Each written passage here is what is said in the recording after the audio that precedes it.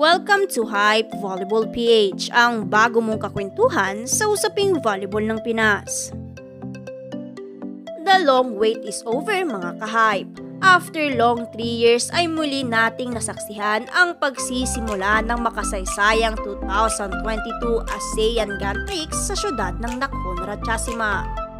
Talo man ang Pilipinas in just 3 sets sa defending champion Thailand ay nag-iwan naman ito ng positibong pananaw sa bawat Pinoy fans. Pinahirapan natin at binigyan ng magandang laban ang Thailand. Sa araw na ito ay pag-uusapan natin ang top 5 most kabogable senaryo na nag-trending sa puso ng bawat Pinoy tagahanga. At number 5. Kayla's magnificent floor defense. Iyanot panoy man ang kontrapelo ni Kayla, hindi pa rin ito nagpakabog para ipakita sa Thailand team na we are not the old Philippine team, you know. Kami ang best Pinoy team when it comes to floor defense. Our mentor is also a Thai at alam nyo yan. Ipinakita ni Atienza ang kanyang mga buwis buhay safe all throughout the game. Kung saan-saan mo na lang nakikita si Kayla, may save lang ang bola. Gia de Guzman amazing sets para sa ating kabog number 4. Wala pa ring kupas ang golden hands ni Gia de Guzman. Sa game na ito ay ipinakita ni Gia ang galing at talento ng isang Pinay setter. Variation sets na siyang nagpalito sa Thai defender. Nakipagsabayan nga si Gia sa low fast set ni Pornpun at Jaisen. Hindi man ganun kaganda ang first ball ng Pinas ay nagagawan pa rin ito ng paraan ni Gia. Dahilan para hindi tayo mahuli sa attacking percentage ng Thailand. Dagdag mo pa ang drop ball at sharp serve na siyang nagpa-stand out kay Gia. Pasok sa number 3, Tots Carlos ang kabogable power. Sa game nga na ito ay nakapagtala ng 11 big points si Tots. 10 dyan ay galing sa attacks na may 43.4% attacking efficiency.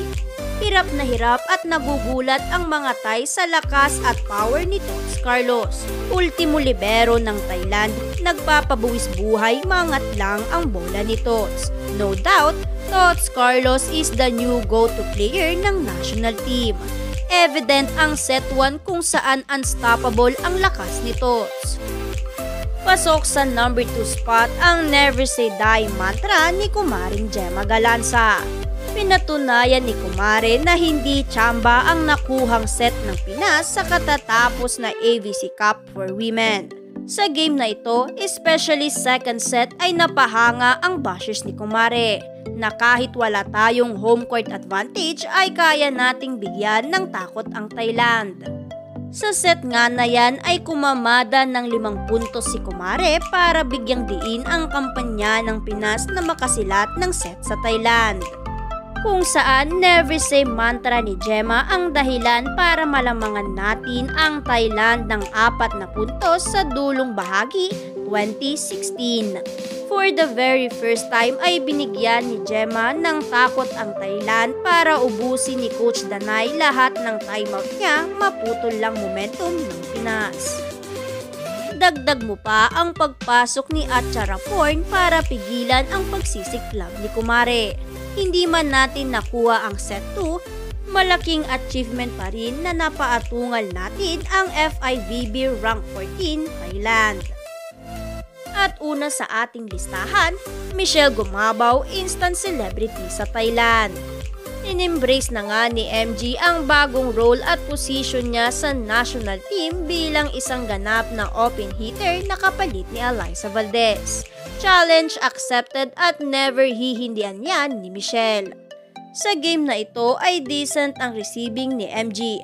Evident ang pag-iwas sa kanya ng Thai server. Kinulang man sa digging sa zone 1 and 6 ay ipinakita naman ni Michelle ang kanyang versatility para magampanan ng maayos ang bagong tungkulin. Way to go, Michelle! Bukod sa diskarte ni MG sa court ay mas pinag-usapan ng Pinoy at Thai fans ang paghagip sa kanya ni Mr. Cameraman. Selos ang ganda ni Pornpun dahil si Michelle lagi ang nahahagip sa kamera. Hindi ito ang unang beses na pinag-usapan ng Thai fans ang ganda at galing ni Michelle Gumabaw. Sa ABC pa lang ay una nang inakit ni Michelle ang puso ng Thai fans. Sa ganda at kaseksihan ng ating Miss Universe mula Quezon City ay okay na okay lang yan, Mr. Cameraman. Ramdam ka namin dyan. Sa game na ito ay nakapagtala ng 4 points si MG. Kinapos man sa scoring ay never naman itong kakapusin sa suporta ng ating mga kababayan. Dagdag mo pa ang sangkaterbang Thai fans including Mr. Cameraman. Ang ganda naman kasi talaga. Muli, ito ang Hype Volleyball PH, ang bago mong kakwentuhan sa usaping volleyball ng Pinas. Hanggang sa susunod nating kwentuhan, bye-bye!